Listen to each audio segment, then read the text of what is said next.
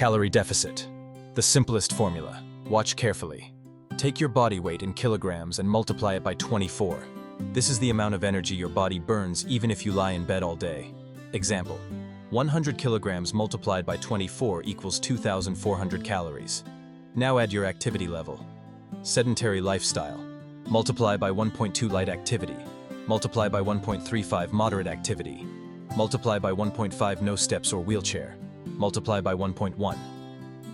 Example: 2,400 calories multiplied by 1.2 equals 2,880 calories. This is your maintenance level. Now create a calorie deficit. Subtract 20%. 20% of 2,880 is 576. Subtract it, and you get about 2,300 calories. That is your calorie deficit. Weight multiplied by 24, activity multiplier minus 20%. Simple and accurate for everyone. And remember this: people fail diets, but they never fail a clear system. Use the system, and the result will follow.